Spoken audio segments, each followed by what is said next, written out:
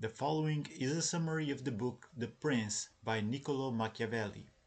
This summary is designed to be a perfect complement to the original work, providing a concise overview and underlining its main ideas. While it is a great way to grasp the core concepts, I highly recommend reading the full book for a deeper and more enriching experience. Enjoy! Chapter 1: How many kinds of principalities there are, and by what means they are acquired. All states are either republics or principalities. There are two primary forms of government: republics and principalities. Principalities can further be categorized as either hereditary or new. Hereditary principalities are passed down through a family lineage, making them more stable and easier to maintain. In contrast, new principalities are acquired through various means, such as fortune, prowess, or the support of others. Understanding these distinctions is crucial for a ruler seeking to acquire and govern a principality effectively. Acquiring a new principality requires different strategies compared to inheriting a hereditary one. New rulers must navigate the complexities of gaining loyalty from subjects who are accustomed to a different rule. The methods of acquisition, whether through personal ability, virtue, or external factors, fortune, play a significant role in determining the challenges a ruler will face. The stability and security of a principality depend on how it is acquired and governed. Hereditary rulers have the advantage of established traditions and loyal subjects, while new rulers must work diligently to establish their authority and maintain control. Understanding these dynamics is essential for any ruler seeking to effectively govern a principality. Chapter 2: Concerning Hereditary Principalities. It is much easier to hold onto hereditary states.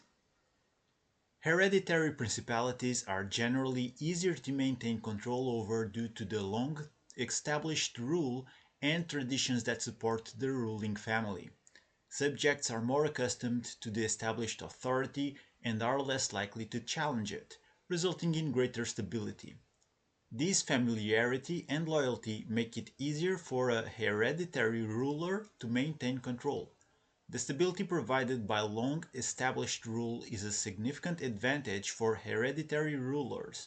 The established customs and institutions create a sense of continuity and order, which helps to reinforce the ruler's authority.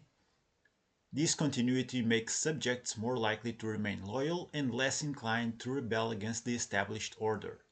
In contrast, new rulers face significant challenges in establishing their authority and maintaining control.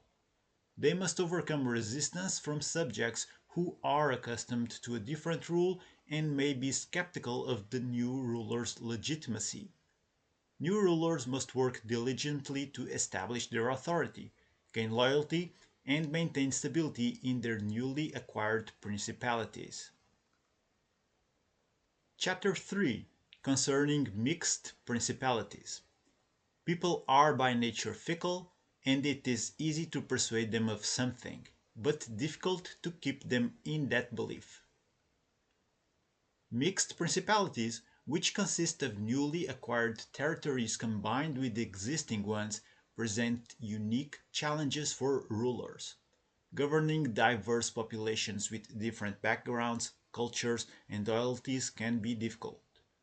Subjects in newly acquired territories may be resistant to the new ruler's authority and may have strong loyalties to the previous ruler. Managing diverse populations requires effective strategies to gain loyalty and maintain stability. Rulers must be attentive to the needs and concerns of their subjects and work to build trust and loyalty. This may involve implementing policies that respect local customs and traditions, as well as addressing grievances and providing benefits to gain support. Maintaining stability in mixed principalities is crucial for successful governance. Rulers must balance the interests of different groups and ensure that their authority is recognized and respected. This requires strong leadership, effective communication, and the ability to adapt to changing circumstances. By addressing the unique challenges of mixed principalities, rulers can achieve stability and consolidate their power. Chapter 4. Why the kingdom of Darius, conquered by Alexander, did not rebel against his successors after Alexander's death. The memory of their old prince does not at once lose its hold on the new subjects. Maintaining control over conquered territories requires a strong and centralized authority. Alexander the Great's successors were able to maintain control over the kingdom of Darius due to the centralized governance established by Alexander. The strong and consistent leadership ensured that the subjects remained loyal and did not rebel against the new rulers. Continuity in governance is crucial for stability. The memory of the old prince and the established authority helped to maintain order and prevent rebellion. By continuing the policies and practices of the previous ruler, the new rulers were able to gain the trust and loyalty of the subjects, ensuring a smooth transition of power. Managing conquered territories effectively involves maintaining a strong presence and ensuring that the subjects feel secure and satisfied with the new rule. This may involve addressing any grievances, providing benefits, and maintaining a strong military presence to deter any attempts at rebellion. By implementing these strategies, rulers can maintain control and prevent instability in their newly acquired territories.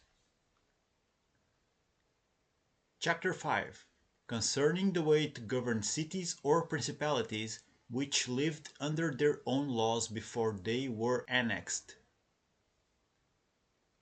It is well to keep in mind that there are three ways of holding on to them. First, to destroy. Second, to reside there in person. Third, allow them to keep their own laws. Governing newly annexed cities or principalities requires careful consideration of the most effective methods. There are three primary ways to maintain control: destroying the city, residing there in person, or allowing the city to retain its own laws and autonomy. Each method has its advantages and disadvantages, and the choice depends on the specific circumstances and goals of the ruler. Maintaining stability in newly acquired territories involves addressing the unique needs and concerns of the subjects. Residing in the city in person allows the ruler to maintain direct control and address issues as they arise. Alternatively, allowing the city to retain its own laws and autonomy can foster loyalty and reduce resistance, as subjects feel that their traditions and way of life are respected. Balancing control and autonomy is crucial for maintaining loyalty and preventing rebellion. Providing a degree of autonomy while ensuring that the ruler's authority is recognized and respected can create a sense of stability and cooperation. By carefully managing the relationship between the central authority and the local population, rulers can achieve long-term stability and success in their newly annexed territories. Chapter 6. Concerning new principalities which are acquired by one's own arms and ability. The wise man does at once what the fool does finally. Acquiring new principalities through one's own arms and ability requires self-reliance and confidence in one's own resources. Successful rulers rely on their own strength and capabilities rather than external factors or support. This self-reliance allows them to take decisive action and maintain control over their new territories. Taking decisive and timely action is crucial for achieving success. The wise ruler acts swiftly and effectively, seizing opportunities and addressing challenges before they become unsurmountable. By taking proactive measures, rulers can establish their authority and gain the loyalty of their subjects. Building a strong foundation is essential for long-term stability and success. This involves implementing policies and practices that promote order, prosperity, and loyalty. By creating a stable and supportive environment, rulers can ensure that their new principalities thrive and remain loyal. A strong foundation also provides the necessary support for addressing future challenges and maintaining control. Chapter 7, concerning new principalities which are acquired by the arms of others or by good fortune. He who relies least on fortune is established the strongest. Acquiring new principalities through the arms of others or by good fortune can lead to a precarious and unstable rule. When rulers rely on external support or luck, they lack the foundation of personal strength and authority needed to maintain control. This reliance on others can lead to challenges in gaining loyalty and establishing a stable government. The impact of good fortune is often unpredictable and can quickly change. Rulers who depend on luck may find themselves vulnerable to shifts in circumstances that can undermine their rule.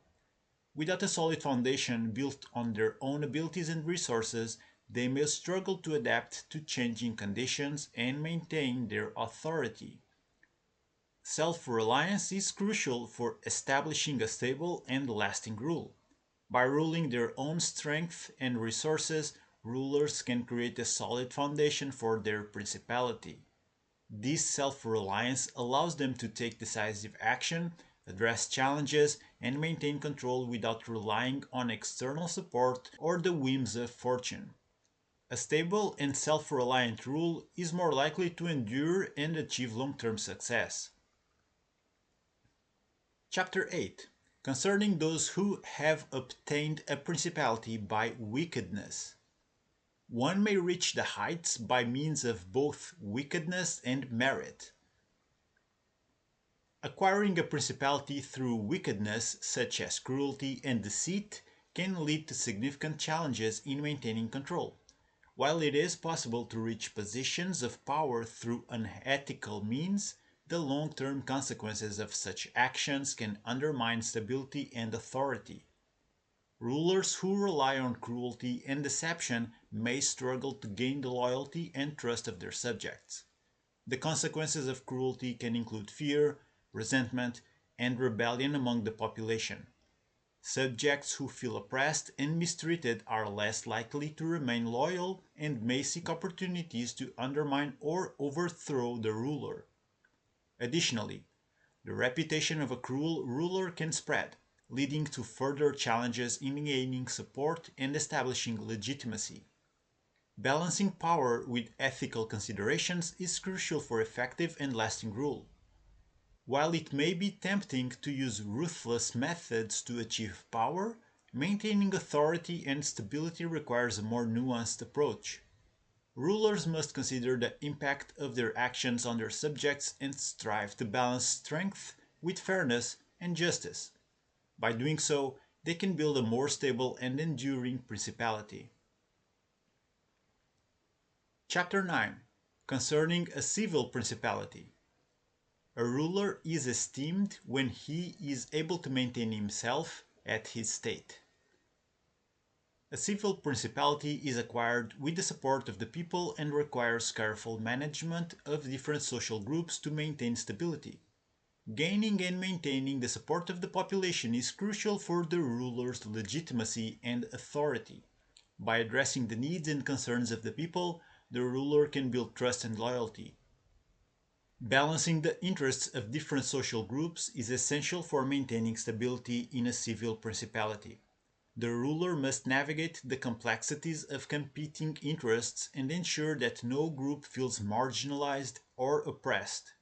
This balance helps to prevent conflicts and fosters a sense of cooperation and unity. Maintaining authority in a civil principality involves implementing fair and just policies, providing benefits to the population, and addressing grievances effectively. By demonstrating a commitment to the well-being of the people, the ruler can strengthen their legitimacy and maintain control. Strong and ethical leadership is key to achieving long-term stability and success in a civil principality. Chapter 10, concerning the way in which the strength of all principalities ought to be measured. A prince who has a strong city can always resist any attack. Evaluating the strength of principalities is crucial for maintaining control and ensuring long-term stability. A ruler must assess their own capabilities, resources, and defenses to determine their ability to withstand external threats and internal challenges. By understanding the strengths and weaknesses of their principality, rulers can make informed decisions and take necessary actions to protect their rule. Fortifications and defenses play a vital role in maintaining control and resisting attacks. A well-fortified city provides a strong defense against potential invaders and serves as a deterrent to would-be attackers. Investing in strong defenses and strategic fortifications can significantly enhance a ruler's ability to maintain control and protect their territory. Preparation and resilience are key to successfully facing potential threats.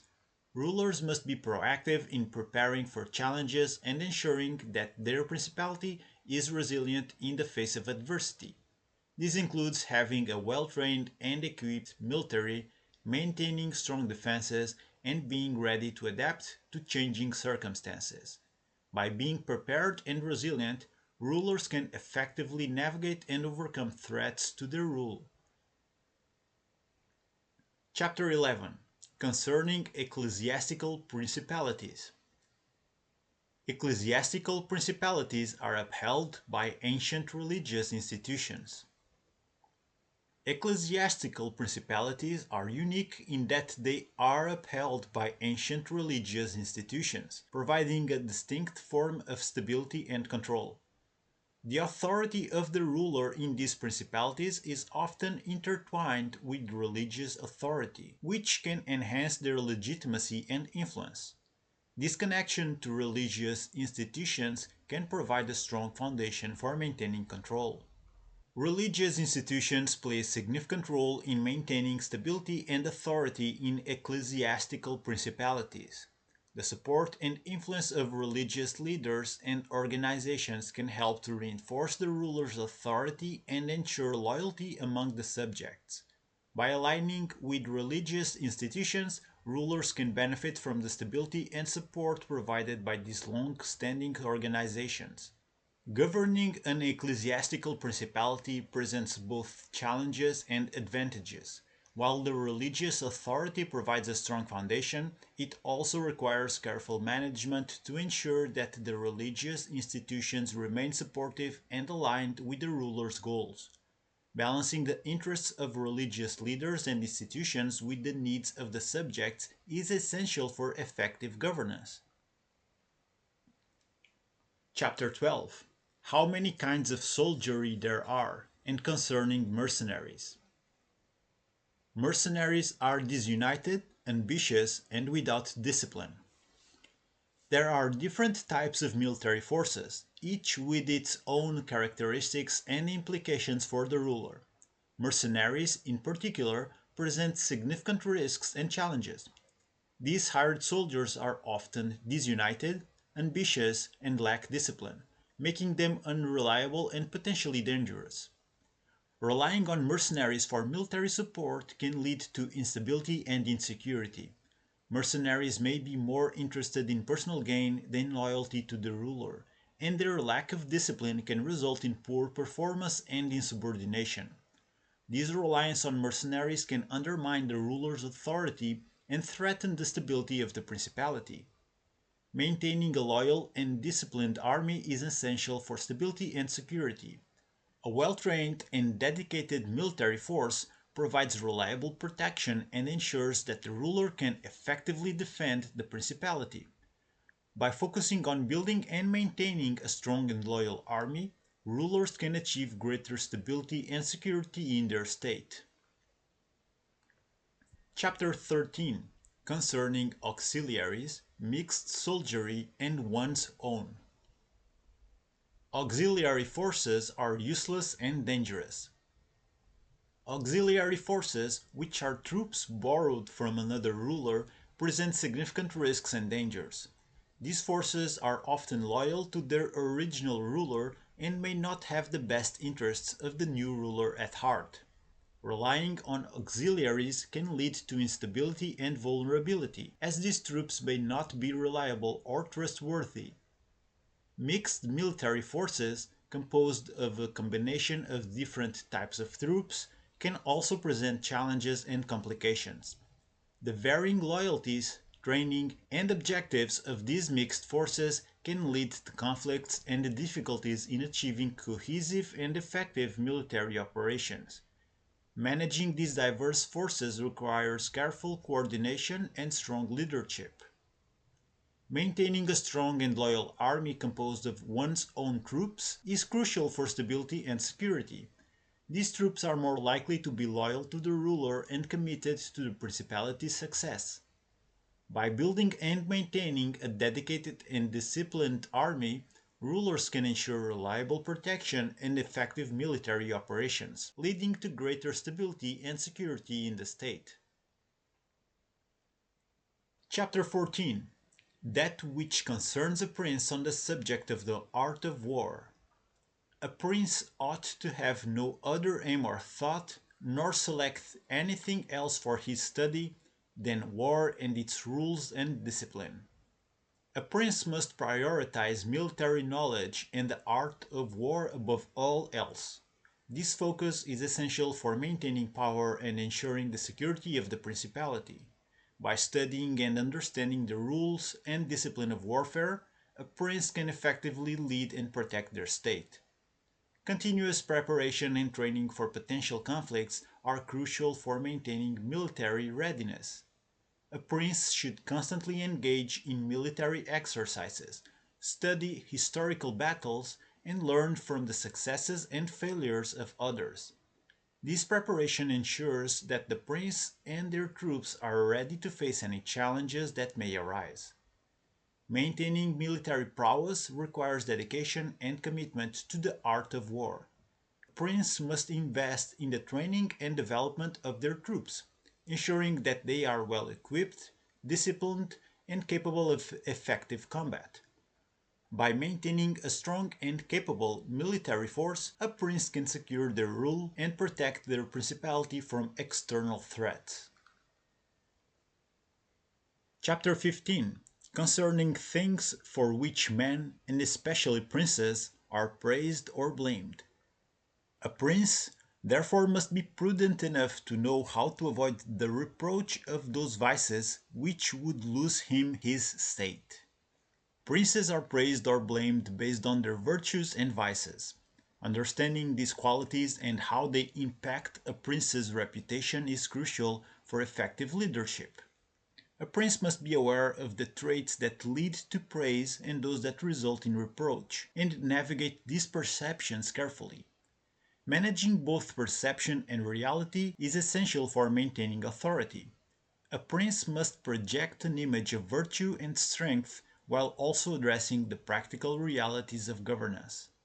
Balancing the need to appear virtuous with the necessity of making difficult decisions is a key aspect of successful leadership. Prudence and adaptability are important qualities for a prince. Being prudent means knowing when to avoid certain vices that could lead to the loss of the state. Adaptability involves being flexible and responsive to changing circumstances, making it possible to navigate the complexities of leadership effectively. By cultivating these qualities, a prince can maintain their authority and ensure the stability of their principality. Chapter 16. Concerning liberality and meanness. It is much safer to be feared than loved, if one has to be lacking. Generosity, while a virtuous quality, must be practiced with prudence to avoid depleting resources. A ruler who is overly generous may quickly exhaust their treasury and be forced to impose heavy taxes, leading to resentment among the people. Generosity, while a virtuous quality must be practiced with prudence to avoid depleting resources. A ruler who is overly generous may quickly exhaust their treasury and be forced to impose heavy taxes, leading to resentment among the people. Therefore, it is essential to balance generosity with frugality to maintain financial stability and avoid creating burdens for the subjects. The perception of liberality can significantly impact a ruler's reputation. Being seen as generous can earn the ruler admiration and loyalty, but excessive generosity can lead to financial ruin and loss of respect. Conversely, being perceived as mean or frugal can protect resources but may result in a negative reputation. Finding the right balance is crucial for maintaining a positive image and stable rule. Balancing liberality and meanness involves being strategic with generosity. A ruler should be generous in ways that benefit the state and its people, such as investing in infrastructure or rewarding loyal subjects, while avoiding unnecessary extravagance. By practicing prudent generosity, a ruler can maintain resources, gain respect, and ensure long term stability.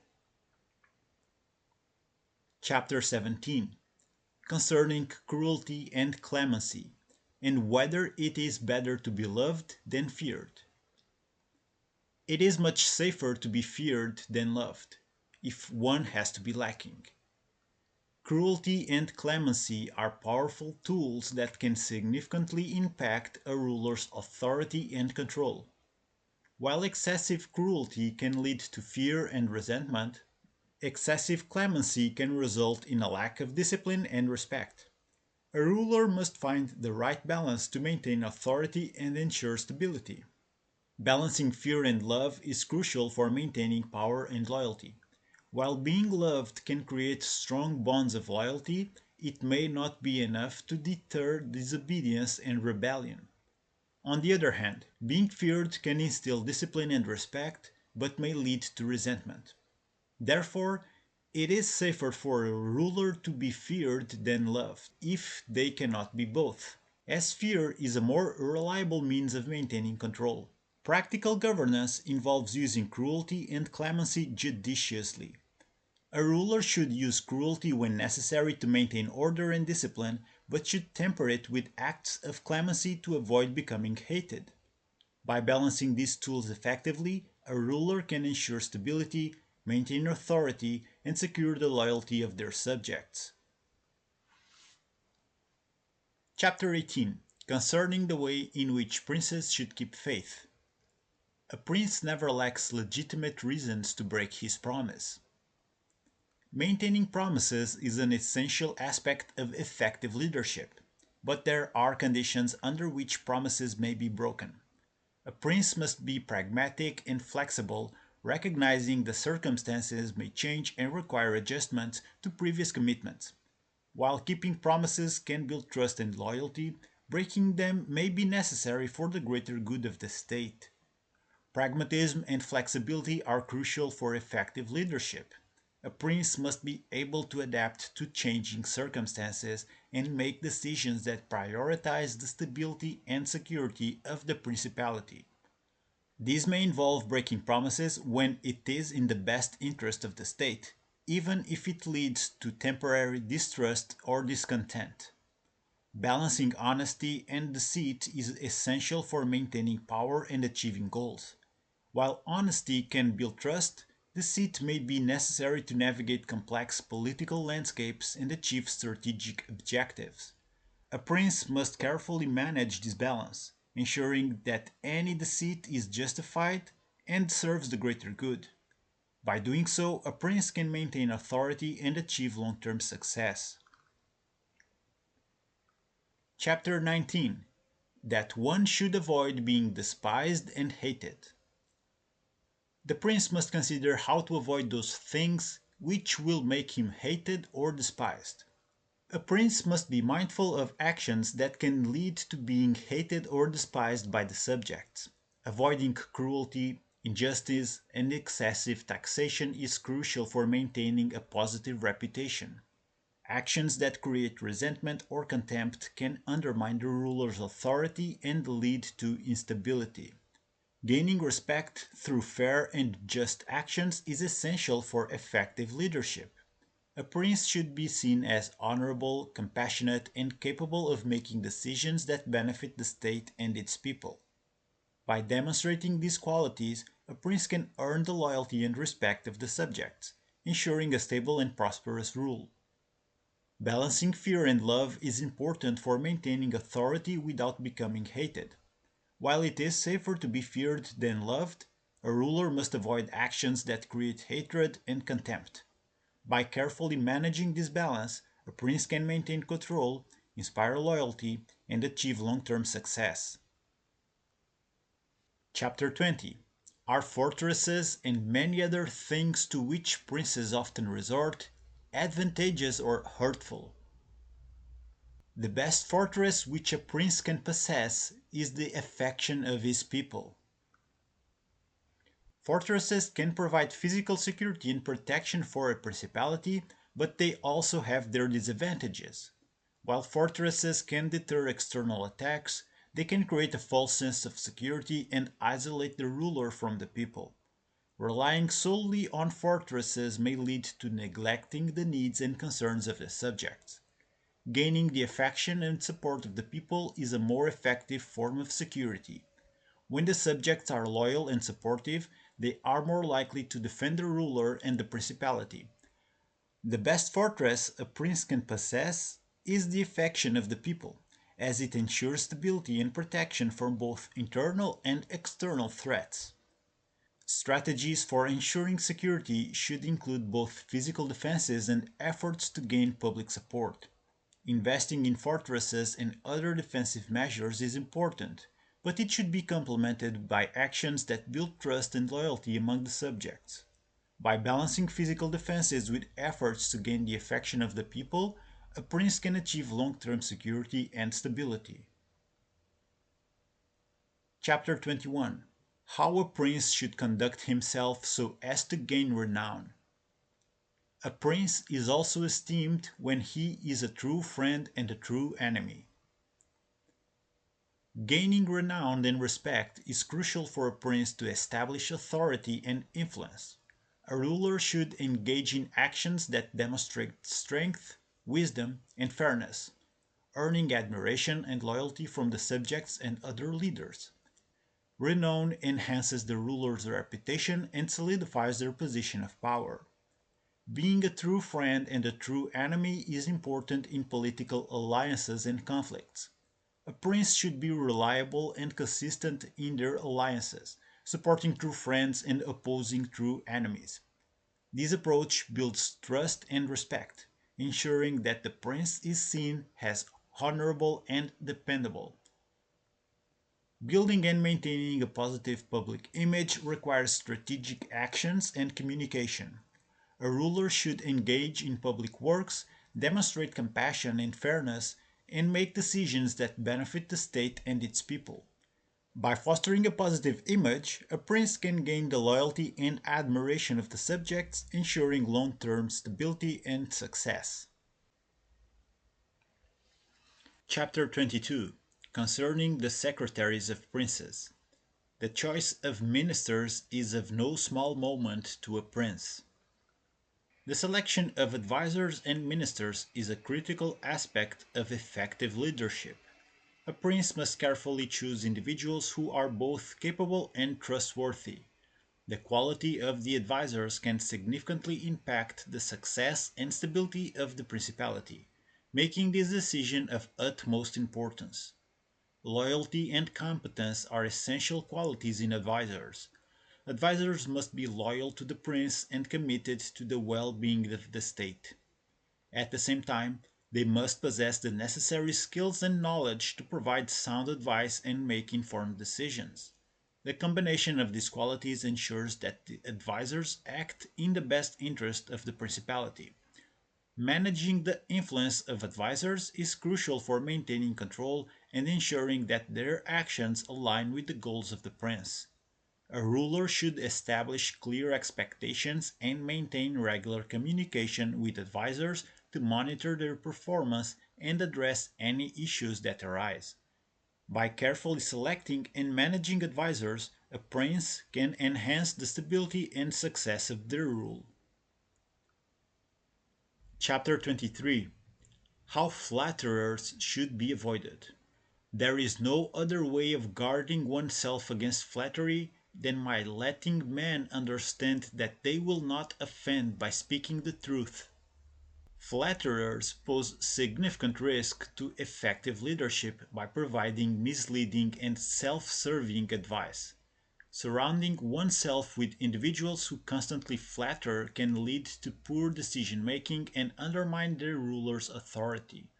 It is essential for a prince to recognize and avoid the influence of flatterers.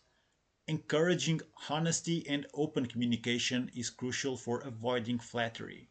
A prince should create an environment where advisors feel comfortable speaking the truth, even if it is not what the ruler wants to hear. By valuing honest feedback and discouraging flattery, a prince can make better informed decisions. Strategies for avoiding flattery include setting clear expectations for advisors, rewarding honesty, and actively seeking diverse perspectives. A ruler should be vigilant in identifying flattery and ensure that advisors understand the importance of providing truthful and constructive feedback. By fostering an environment of honesty and open communication, a prince can enhance their decision making and leadership effectiveness. Chapter 24. Why the princes of Italy have lost their states. It is not the well-being of individuals that makes cities great, but the well-being of the community. The loss of states by Italian princes can be attributed to common mistakes and failures in leadership. These rulers often prioritized personal interests over the well-being of the community, leading to instability and eventual loss of their states. Understanding these mistakes is crucial for avoiding similar pitfalls. Prioritizing the well-being of the community is essential for maintaining stability and authority. A ruler must focus on policies and actions that benefit the entire principality, rather than catering to individual interests. By ensuring the prosperity and security of the community, a prince can build a strong and stable state. Learning from the failures of others provides valuable insights into effective leadership. By analyzing the mistakes made by Italian princes, a ruler can identify potential risks and develop strategies to avoid them. This proactive approach ensures better decision making and enhances the long term success of the principality. Chapter 25. What fortune can effect in human affairs and how to withstand her. Fortune is the arbiter of half of our actions, but she still leaves the other half, or almost that, to be controlled by us. Fortune plays a significant role in human affairs, influencing success and failure. While fortune may control a portion of our actions, it is essential to recognize that we still have the power to influence and control the other half. By understanding the role of fortune, a ruler can better navigate the uncertainties of life and leadership. Taking control of one's destiny is crucial for achieving success. Despite the influence of fortune, a ruler must actively shape their fate through decisive actions and strategic planning. By being proactive and adaptive, a ruler can mitigate the impact of fortune and increase their chances of success. Building resilience and adapting to changing circumstances are essential strategies for withstanding the whims of fortune. A ruler should be prepared to face unexpected challenges and seize opportunities as they arise. By remaining flexible and resilient, a ruler can maintain stability and achieve long term success, even in the face of unpredictable fortune. Chapter 26. An exhortation to liberate Italy from the barbarians. The opportunity presented itself to this nation of hers to create a new order of things under her auspices. The final chapter of The Prince serves as a passionate call to action to liberate Italy from foreign domination and create a new order. Machiavelli emphasizes the unique opportunity presented to Italy to unite and establish independence from the barbarians who have invaded and occupied the land. This call to action is a rallying cry for Italian leaders to seize the moment and take decisive steps towards liberation. The opportunity for change is significant, as it presents a chance to create a unified and independent Italy. Machiavelli urges Italian leaders to recognize this opportunity and act swiftly to achieve the goal of liberation. By taking advantage of the current circumstances, Italian leaders can bring about a new era of prosperity and freedom for their nation. National pride and collective effort are essential for achieving liberation. Machiavelli highlights the importance of unity and the willingness of the Italian people to come together for a common cause. By fostering a sense of national pride and working collectively towards liberation, Italy can overcome foreign domination and establish a new, independent order.